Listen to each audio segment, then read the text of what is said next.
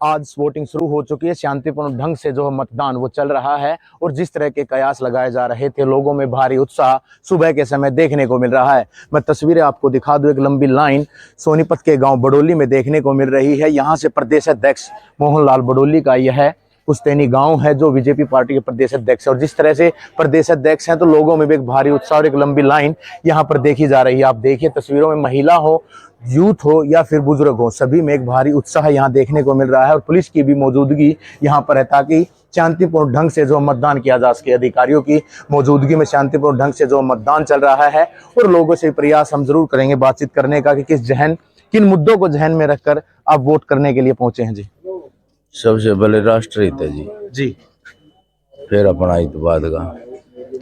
बड़ी बात कही है, राष्ट्रहित उसके बाद अपना हित। क्या कहेंगे भाई, किन मुद्दों को ध्यान में रखते हुए? सेम है, राष्ट्रहित फिर अपना हित है, उसी पे है। और दूसरा, अगर मैं मुद्दों की बात करूँ तो जैसे डेवलपमेंट है सबसे ज़्यादा मुद्दा, तो डेवलपमेंट हो रही है और that's very good in our area.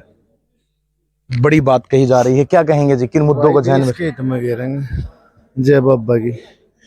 और लोगों से क्या अपील करेंगे जो मतदाताओं घर से नहीं आते? हित में गिरो, जितनी भी वोट गिरनी है अपने राष्ट्र के हित में गिरो, जो अच्छा लगा उसने गिरो।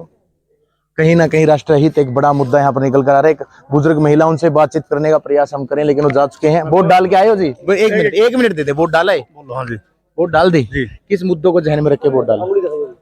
लोग दिखाना चाहेंगे, हम तो चाहेंगे कि वोट डाल चुके हैं, फिर भी कोई मुद्दा तो होगा जी जहन में। किन मुद्दों को रख के वोट डाली है? महंगाई को देखते हुए और जो जीएसटी वगैरह ये टैक्स लग रहे हैं इनको देखते हुए।